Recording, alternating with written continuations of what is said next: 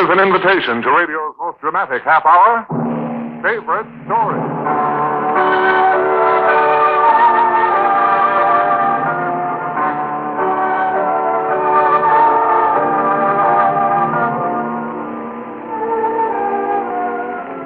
In downtown Los Angeles, one of America's great stores proudly originates this radio program for the nation. Favorite Story.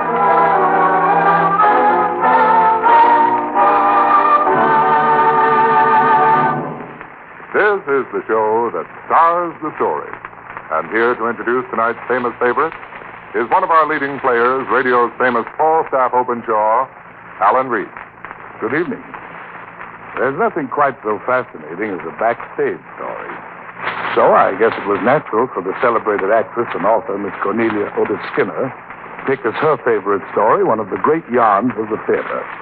It's a story every actor knows, and we think it will delight all of you as it has all of us.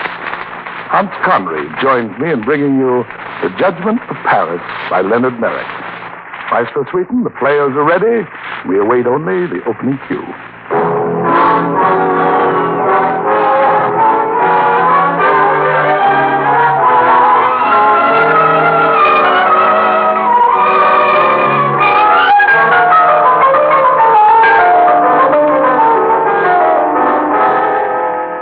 What makes an actor great? Perhaps you'll have the answer after you listen to this story. The story of Kenkar, the comedian, and myself, Robichon, a comedian.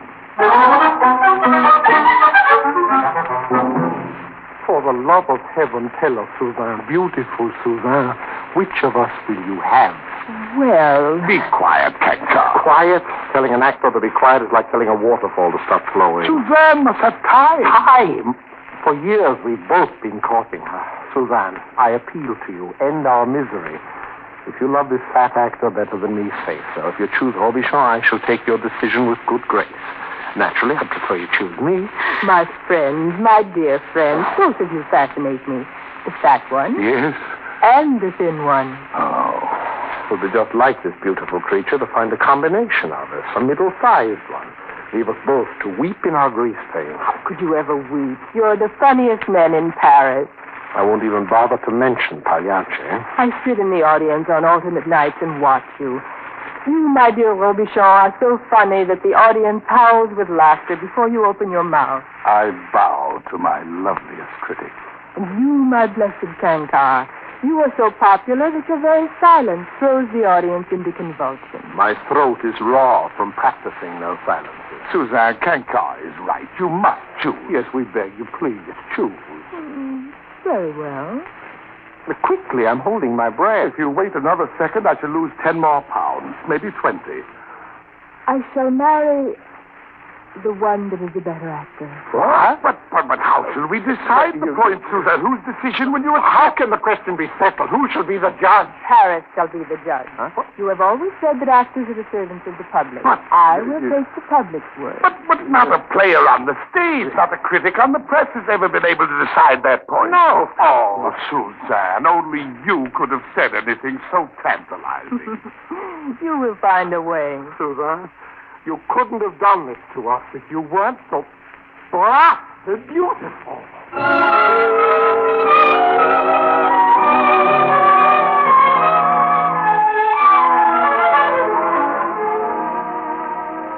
What are we going to do? The public praises us both equally. Besides, Paris doesn't really judge a great actor until 50 years after he's dead. Well, I don't want to wait until 50 years after I'm dead. I'll be a much better husband now. Kenkar, let's attempt to discuss this matter logically.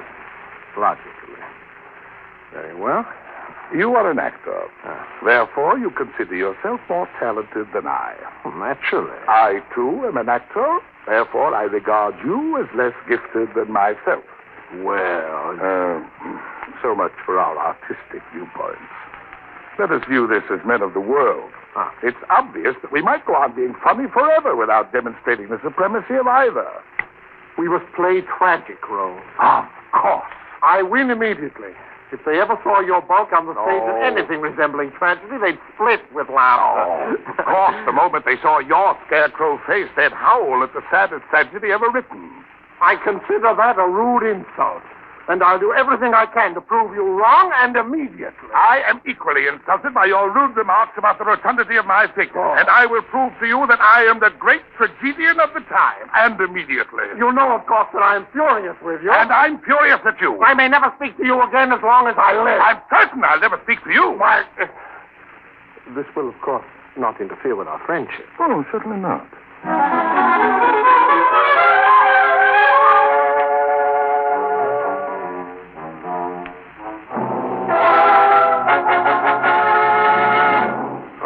Open the door. Announce me to the manager. Who is it? To be or not to be? That is the question. Whether it is nobler in the mind to suffer the same That's very funny. That's wonderful. Just a minute, please. Or to take arms against the sea of troubles and by opposing end Robichaud, that's the funniest idea I've ever heard of. A fat Hamlet. It's inspired. We'll do it all as a burlesque, with songs and dances and maybe a few jugglers. They'll scream with laughter. You've missed the idea completely. Why, it's a natural. We'll bill you as the melancholy hippopotamus. Oh, go to the devil.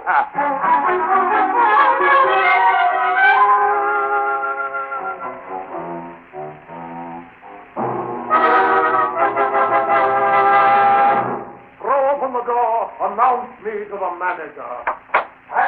Who is it now? Listen to me, Roxanne. Your name is a golden bell in my heart. And the sound of a dream along my not veins. Cyrano. My soul. Put down the cutlery, please, Cantor. And take off that silly potty nose. The death scene. I'll do the death scene. Oh, please don't die here. I've just had the carpet cleaned. I shall fight them all. My old enemies. Cowardice. Hey, I got it. We'll do a sketch with both of you. Hamlet and Cyrano. Songs and funny patter. Funny patter. Oh, stick to comedy, Cancott. Why fight it?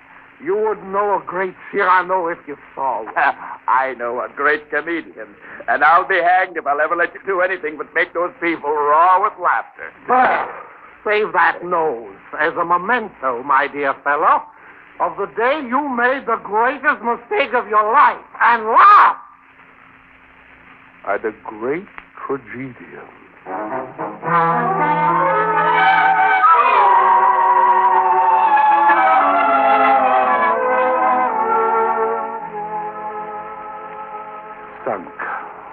Sunk.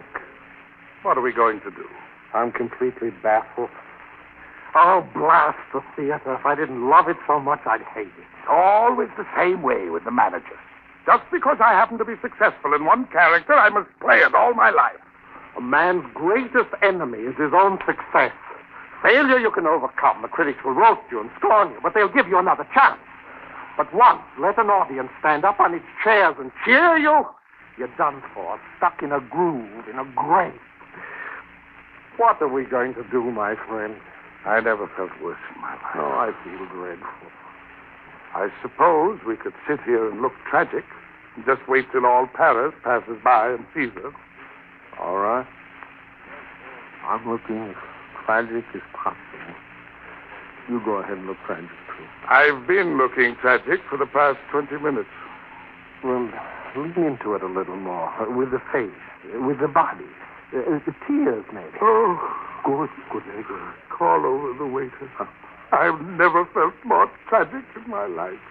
He will burst into tears when he sees me. I know. Yes, my friend. Waiter. Yes, Mr. Cantor. Look at Monsieur Robichaud. Yes. Oh, what a funny face! It's the funniest I've ever seen you, Mr. Robichaud. A masterpiece of funniness. I cry real tears when he says they're funny. Get out of here. And you get no tip today. Laugh that up. But Monsieur... Where to leave, François? Yes.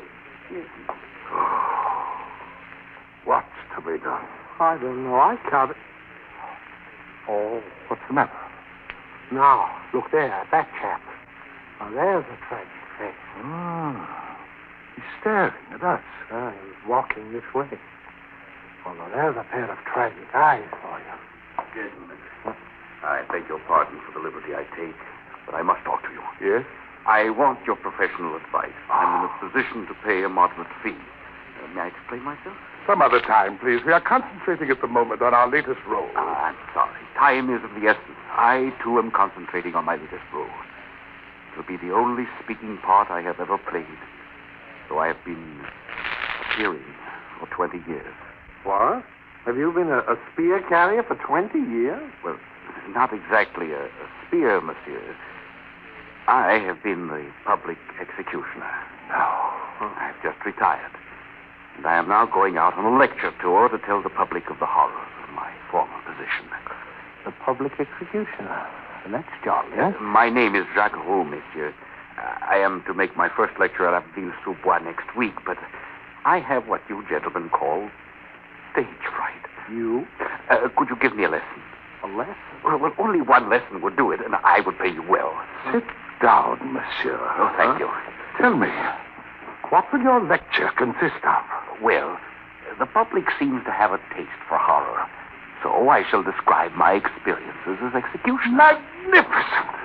The specters of your victims pursue you even to the platform. Well, Your voice fails you. Your eyes start out from your head in terror. Yes? You gasp for mercy.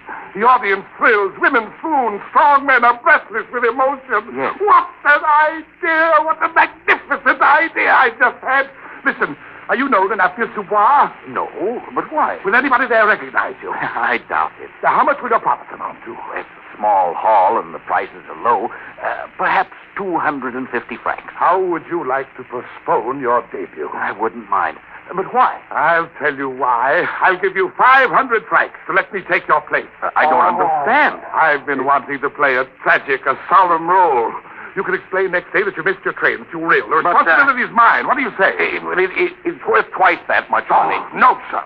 All the press will shout the story of my practical joke. Paris will be astounded that I, Robichaud, lecturer Jacques Roux, the executioner, and curdled an audience's blood. Yes, but... Millions will talk about your lecture, too, who never would have heard of it otherwise. Well... I'm giving you the best publicity in the world and paying you for it besides. Well, Not only that, I'm giving you a lesson in how to perform.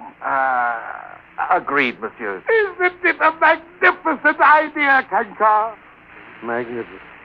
Why couldn't I have thought of that? What a part. The public executioner. How can I ever top that? What an act to follow. I shall be tremendous. Tremendous. I shall wring the tears out of them. Look at me. I'm crying now. Real tears. Oh, Suzanne is virtually your wife.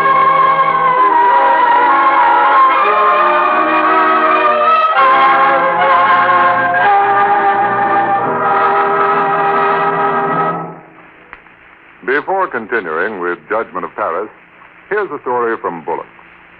You know, browsing for books among the bookstalls of Baltimore, looking at silver on Royal Street in New Orleans, choosing homespun in the hills of Tennessee, these are adventures in shopping that are possible to only a few. So make a date to come to our city of shops soon, where the weather is always fine, where the Planning Commission has adhered to one purpose only, to build and arrange constantly to the end that your visit to Bullock's in downtown Los Angeles will be more pleasurable.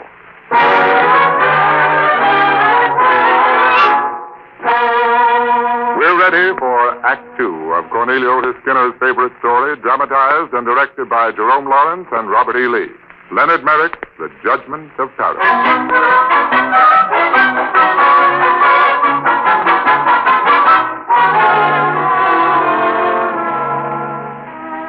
Who was it who said, "Have patience with the jealousies and petulances of actors, for their hour is their eternity"? No matter. Let it suffice to say that my friend Kankar was jealous. If my performance were equal to my magnificent conception, how could he possibly surpass it? At the theater, Kankar walked around pathetically, half in a daze. For the first time in his life, he was thankful that the author hadn't given him more to do. As for myself, Well, I never anticipated a role more keenly. It's a fine idea. Fine, my dear Suzanne. It's magnificent. Just think. The executioner. Oh, the drama of it. To play the man's part in person, in the flesh, not in a play, but in real life as himself. Oh, there's the test of a real actor. No playwright to lean on, no scenery, no props, no makeup. Well, yes, makeup. I've sent Jacques Roux to my wig maker. He's fashioned for me a duplicate of the exact hair that Monsieur Roux has on his head. The prop man has made me caps for my teeth to match his protruding upper teeth. The rest I shall do with grease paint and makeup pencils. Wrinkles around the mouth, the heaviness beneath the eyes. I shall be there to see the fun. Exciting, eh? Exciting. Ah, here's Kankar. Will you be there, old friend? Will you be there to see my greatest performance? No, I will not be there. I'll read about it in the newspaper. Suzanne, Yes, old friend. if your first is a boy, will you name him after me?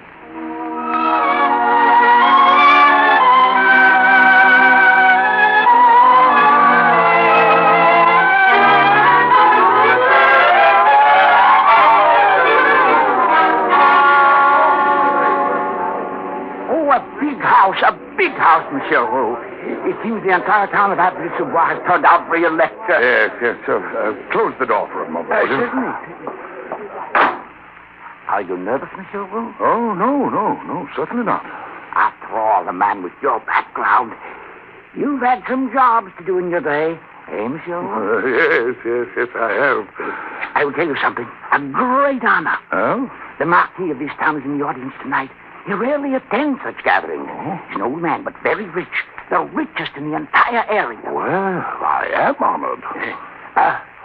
It's time. Time to begin your lecture, Monsieur Roux. Very well. Throw open the door. Of course. Ladies and gentlemen. It is my pleasure to present to you the famous executioner of Paris, Monsieur Jacques Roux.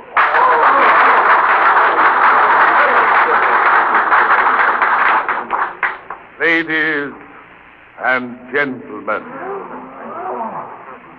all eyes were riveted on me as I began. They gazed at me half horrified, half charmed. I worked hard, child. As a matter of fact, you might say I worked my head off. I began with a joke. They tittered, then glanced at one another with an apologetic air as if shocked at such a monster's daring to amuse them. But I did it deliberately, for contrast. Building. But slowly. Gradually, I began to make them shiver. I saw the shiver pass among the crowd like a wave breaking on the beach. Their faces were white as I told them stories of the condemned. I recited crimes in detail. Perform official murder. I had them there. I am remorseful. I weep. I cringe at the nightmares followed my every intonation. The nightmares of all those they were in the palm of my hand. When I stood in the whiteness of the dawn. Good. To perform my horrible duty. I remember one young man. Victor Lesueur, his name was. A fine-looking boy. I told them about many criminals I had executed. Or he had executed, rather. Like one he had told me about. A young man named Victor Lesueur. And I told them that women fainted. Strong men wept. And I built and built like only an actor can do, feeling the audience in his hand, playing with it until I shrieked my remorse. Listen to me. I have killed 1,000 men. I am a murderer. You might have heard a pin drop. There was no applause when I finished. That set the seal on my success. I bowed and withdrew amid tense silence until, with a rush, the representatives of the press sped forth to proclaim Jacques Roux an unparalleled sensation.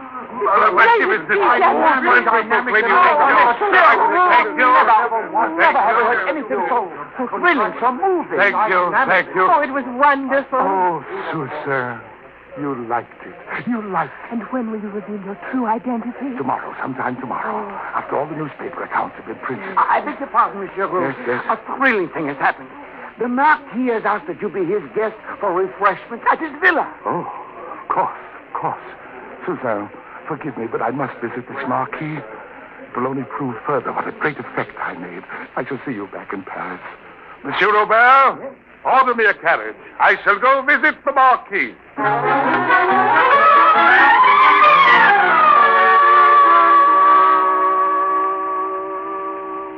Won't you sit down, Monsieur Jacques Roux?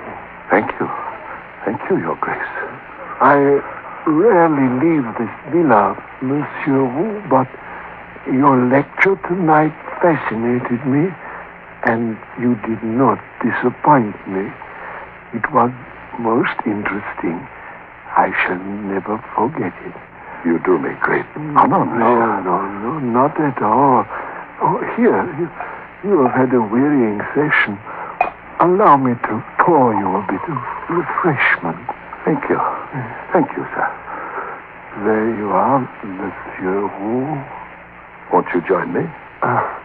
My health does not permit me to partake at this hour of the night, so I'm a poor host. My age is my excuse. You look at me strangely, Monsieur Roux. This wrinkled skin, yellow as parchment. I am 89 years old. Monsieur, I drink to your long life and your good health. Thank you, Monsieur Roux. Excellent. Thank you. To be the guest of Monsieur le Marquis is a privilege, an honor which... Oh, I shall soon be in the Republic where all men are equal. Monsieur Roux, you referred in your lecture to the execution of a lad called Victor Lefebvre. Yes? He died bravely, huh? Yes, as I said, like a hero. Oh, that was fine. That was as it should be. You have never known a prisoner to die more bravely? I shall always recall his courage with respect. Yes, but did you respect it at the time? Did you spare him more needless suffering? Well, there is no suffering. It is very simple. I refer to mental suffering. Cannot you realize the emotions of an innocent man condemned to a shameful death? Innocent? Why, they all say that they're innocent. Yes, I do not doubt it. Victor, however, spoke the truth. I know it. You see, he was my son. My only son. The only soul I loved on earth. Yes, he was innocent, Monsieur Roux. And it was you who butchered him. But he died by your hand. But I was only the instrument of the law. I wasn't personally responsible. You gave a fine lecture tonight, Monsieur Roux. I agreed with all you said in it. You are a murderer. Monsieur. I hope the refreshment is to your taste, Monsieur Roux. Do not spare it. Refreshment? It is poison. Poison? In 10 minutes, you will be dead. No, for the love of heaven, listen to me. You have the wrong man. No, I think not. And now you will suffer as he suffered. No. Let us see if you do so with as much courage as my son. But I am not the executioner. Look at me. Help me. Send for help. Help me. You may shout all you like. Help! My servants have been dismissed. Monsieur! As for myself, I shall not raise a hand to help you. Monsieur! I have had my revenge on you for the death of my son. No, monsieur, there's been a mistake. I am the wrong man. No, I think not, Look, monsieur. monsieur, I will prove it to you. I am just an actor playing a part. You see, I rip off his wig. I take off his teeth. I rub off his grease paint. See, I am Robichon, the actor. Help me, monsieur. Yes, monsieur. And see, I too shall take off a wig and some teeth. I am Kankar, the actor.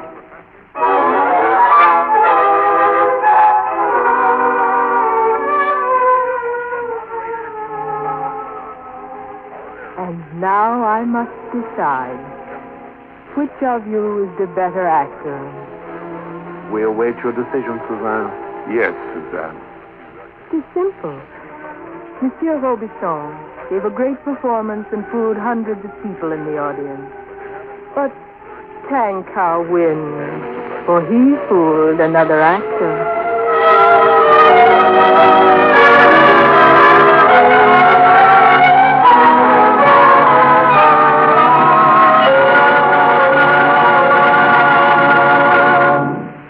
You've been listening to The Judgment of Paris by Leonard Merrick, the favorite story of Miss Cornelia Otis Skinner. Favorite Story is brought to you each Tuesday at 7 by Bullock's in downtown Los Angeles, one of America's great stores. Remember, you can go from the best in comedy with Bob Hope and Fibber McGee and Molly to the best in drama on Favorite Story. Our cast tonight featured Alan Reed as Robichon, Hans Conried as Kankar, and Mary Shipp, Louis Van Ruten, and Wilms Herbert. Original music was composed and conducted by Claude Sweeten. This was a Lawrence and Lee production. Bullock proudly originates it for the nation. This is your host, Bob Purcell, saying good night to you from Bullock.